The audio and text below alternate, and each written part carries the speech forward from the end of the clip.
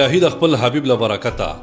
دا ساده انشاء رنگین د رحمان کې السلام علیکم ادبی گلدسته ډاله پلاس ډاکټر سید یاسر علی شاه یاسر استاد پدرانه خدمت کې حاضر دی د ادبی گلدستی ګلونو خیرونه په خیرونه په خیر راغلم او په خیر راغی د ادبی گلدسته کاروان لخیر روان او ودان دی مونږ په ادبي موضوعاتو خبرو کې مونږ په ادبي شخصیتونو خبرو کې مونږ په ژبپوهنه خبرو کې مونږ د پښتو ژبې په املا خبرو کې مونږ د املا په ارتفاع خبرو کې مونږ د املا په ارتقا خبرو کې اوس د سملګرو پوښتنه ده اوس د سملګرو پوښتنه ده چې د پښتو ادب په ولسي کیسو په شفاهي کیسو په روماني کیسو په ارماني کیسو باندې خبرو وکړه نن لخیر د خپل وس او بس مطابق د پښتو ادب په ارماني کیسو او په روماني کیسو په یو داسې ارماني کیسه په یو داسې روماني کیسه خبره کوم دای انګازه دای اوازه نن هم په درست ادب کې خوره ده خپره ده ژغیږي او غږیږي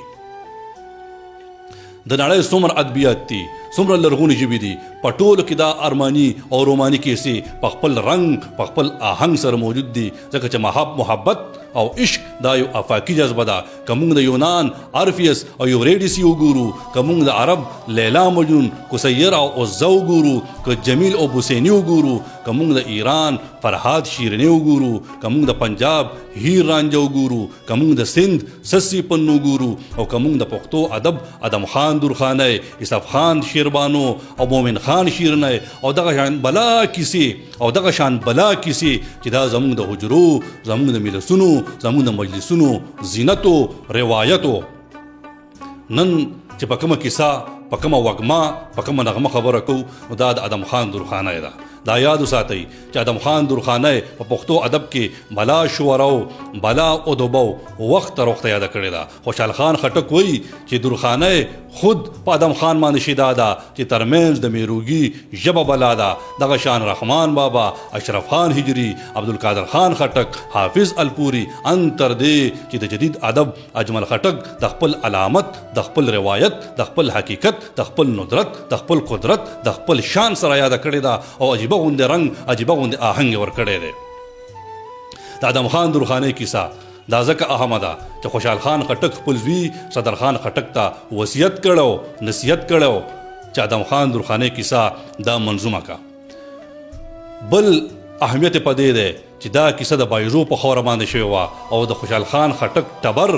او د صدر خان خټک مور دا د حمزه خان بایزي خور وه د ادم خان درخانه کیسه په بلا رنگونو په بلا خوندونو او په بلا اندازونو باندې خلکو لیکلې ده راځئ چې تاسو زه د ادم خان درخانه کیسه وکم راځئ چې دې کیسې ته دم تم دم او دم بخود شو خلک په کرکو نه شرمیږي زه به د مینې کیسې ولې پټومه د بره بازدرې په شنو رغو کې یو سردارو چې نوم یې تاوس خانو د هغه یوه لور وه چې په خپل حسن مغرور وه که پلار یې په جایداد او دولت نازېده نو دې د حسن جایداد لره دا په هغې نازېده کټ په کټ خبرې دا د علم مړنی وه چې خلک به حسن او خبرو ته حیرانېده زارېده او پارېده دا غي دنګ ځواني دا غي دنګ غړی دا غي سری شونډې دا غي غټي ورزي نری باڼه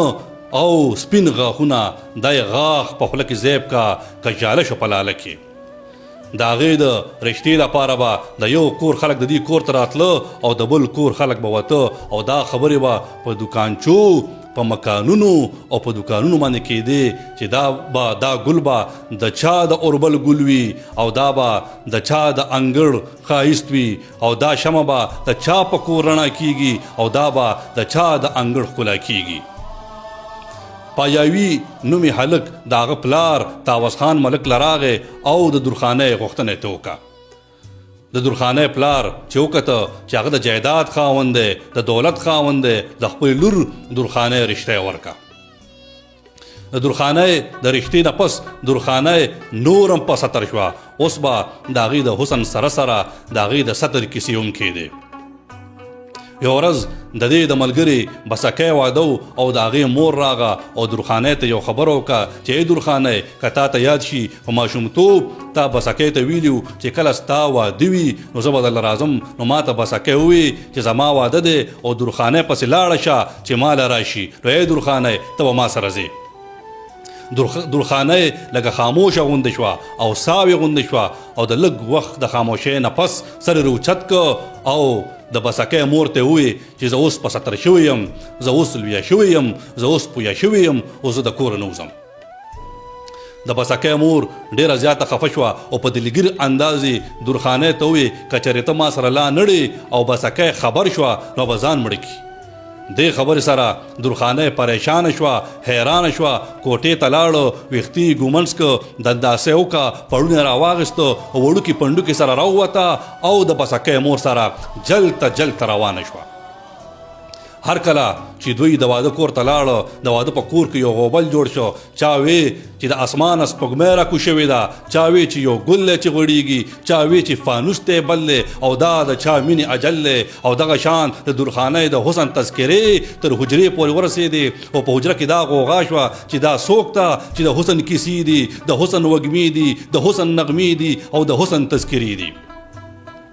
په دې کې یو مشر موجودو، هغه ووایي چې په کوزه بازدره کې یو ځوان دی چې نوم یې ادم خان دی. هغه رباب وهي او داسې رباب وهي چې کله رباب سور کی او د رباب نغمې وچیړي نو انسانان څه چې حیوانان ورته مست شي، هس شي او په وجد کې ورته راشي. یوه ډله ادم خان پسې لاړه، ادم خان یې راوسته. ادم خان سره د ملګرو میرو، بلو او نورو ډلې تر حجرې پورې راغې او چې لږ سا صورت شو، دمه شو، د ډوډۍ نه پس په رباب باندې ګوتې پورې کړې.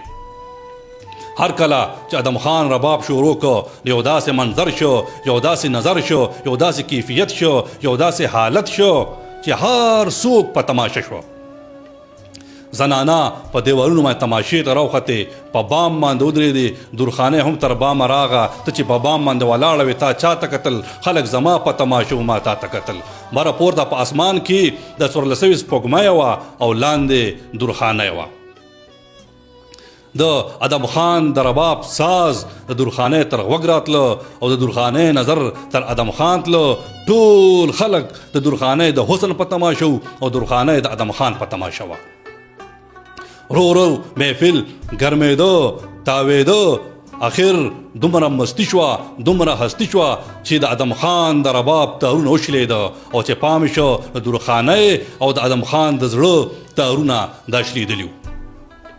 د خلکو شور شو، ګونګوسې شوې، خلک خواره شو، ملس خور شو او مجلس خور شو. ادم خان خپل کور ته روان شو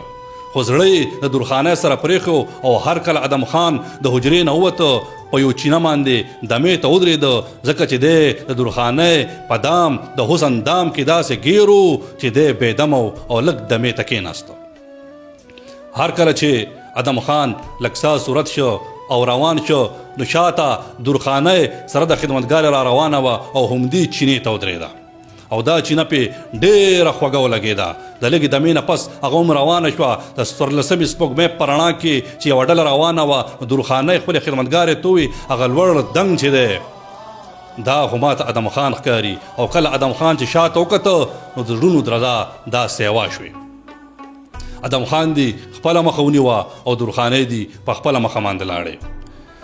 ادم خان خپل تربور ته ووی چې مونږ دمه کیږو، مونږ یو ملګري سره شپه کوو، ما سره به میرو همي او ما سره به بلو همي. تربور خو یې لږ شکمن غوندې شو، خو چې هر کله میرو او بلو ورته دا خبره وکړه چې هېڅ نشته، هېڅ وسوسه مه لره، هېڅ اندېښنه مه لره، نو تربور یې خپل کور ته روان شو.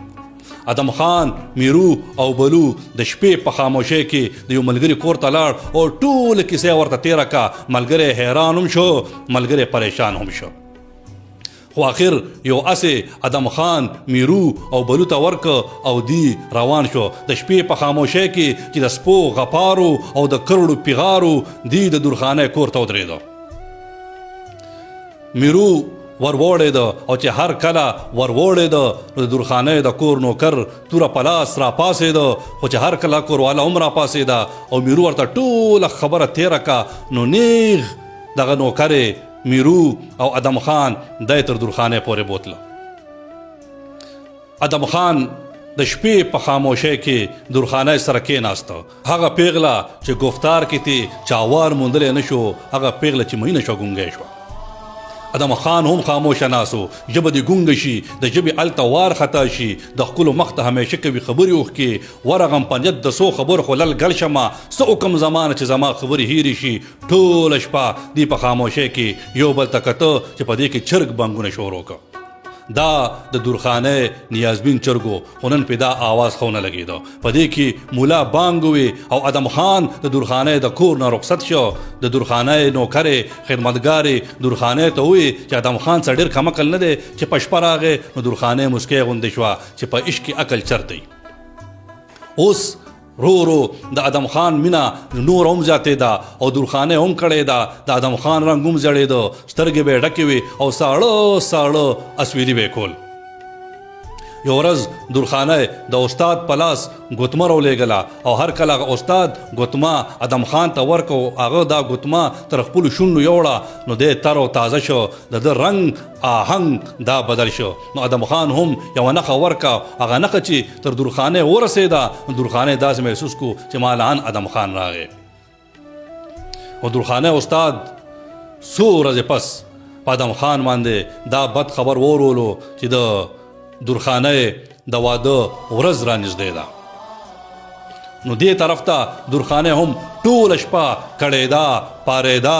ژړېده زهیرېده ان تر دې چې ډېره کمزورې کېده نو چې مور ته تپوس وکړه نو مور ته ټوله کیسه تېره کړه نو مور ورته ووی چې ته ادم خان ته سوال جواب وکړه چې درپسې راشي نو ادم خان سره د میرو او بلو په آس باندې سواره راغه او درخانه د ځان سره اوچته کړه او د میرمایي په کور کې کېنوله او میرمایي ته دا خبره وکړه چې دا زما تا سره امانت دی هر کله چې پایاوي خبر شو چې په کوزه بازدره کې دا شور جوړ شو دا اور جوړ شو چې درخانه ادم خان بوتله نو پایاوي په میرمایي باندې لښکر وکړه او هر کله ور ورسېده نو میرمایي ته بلا روپۍ ومنلې بلا پیسې ومنلې او میرمایي درخانه پایاوي ته حواله کړه هر کله چې ادم خان ته دا خبر ورسېده هغه د میرو او بلو را روان شو توره په لاس راغه او په منځ کې د دوی جګړه وشوه میرو بلو او ادم خان زخمی شو بلو خو مړ شو او ادم خان زخمونه جوړ شو خو د عشق زخم یې نورم زیات شو وختونه تیرېده او ادم خان همدغه شان کړېده او دې کې د هندوستان نه څه پاړوګان راغه نو ادم خان او میرو د ځان نه پاړوګان جوړ کړه او د درخانې دی کور حجرې ته لاړ هر کله چې ادم خان په حجره کې کېناسته او بیمې شروع کړه او درخانې راغې ور نیمکه خو کړه او ویې کته نو چا ماران کته او دوی پکې خپل ځان کته پایاوي په دې خبره لږ شکمن غوندې شو او دی د خپل اجرې نه پاره کړ اوس کړه مې ناړه مې دا نور هم زیاتې شوې ادم خان وخت تر وخته کمزوری کېده د هغه ملا راکونټې کېده هغه د اډوکو پنجره کېده هغه پښتو کې یو ټپه ده چې څوک پر آزاد ملک نزي یا ډیر غریب شي یا د یار د غمزینه نو ادم خان هم د هندوستان په لور روان شو هلک چې مین شي وطن پرېږدي او جنۍ چې مینه شي مخ پټ کې اجاړي ادم خان روان شو او چې هر کله مصري بانډې ته ورسېده دلته بېدمه شو دلته را پرېوته او په مصري بانډه کې خاورو ته وسپارلی شو هر کله چې د ادم خان د مرګ خبر دا درخانه ته راغې نو درخانه په باغ کې ولاړه وه هی ته نن هر ګل بې خوشبو ښکارېده هی ته نن هر ساز بې آواز ښکارېده هی ته نن هر رنګ بې رنګ ښکارېده هی ته هر ګل نن مړاوی ښکارېده چې په دې کې ورته هر کله د ادم خان د مرګ خبر ورولی شو نو درخانه هم په دې باغ کې را پرېوته او په دې باغ کې ساه ورکه خوش اعتقاد خلکو د مینو منونکو او پالونکو دا راوړه او په مصري بانډه کې په یو دکانچه کې دواړه شریک ښخ کړه دا روایت سینه په سینه د بلا مودونه دا را روان دی نن هم د ادم خان په قبر بلا خلک ورځي د هغې نه شهباز روړي او هغې نه د رباب د هنر استادان جوړیږي او دا عقیده د مودو نه را روانه ده او دا د عشق کیسه دا به تر هغې پورې وي چې تر څو پورې د پښتو دا ولسي کیسې وي د محبت دا نغمې وي او د محبت دا وږمې وي د ادبي ګلدستې ګلونو سپرلو وږمو هر څو که په دې کیسو کې بلا مبالغې شوي دي په دې کې به څه خبرې زیاتې شوي ځکه چې دا کیسه د اکبر باچا د زمانې ده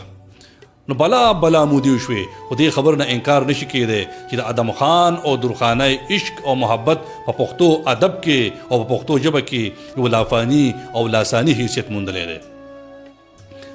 مونږ به دغه شان د پښتو ادب د بلا رنګونو، د بلا خوندونو، بلا کیسې، نغمې او بلا اندازونه، آهنګونه به وروړو ستاسو په ډاډ، ستاسو په داد، ستاسو په محبت، ستاسو په الفت. ډیره زیاته مننه کوم د اورېدو، د محسوسولو، د کتلو په مخه مو جولی ګلونه.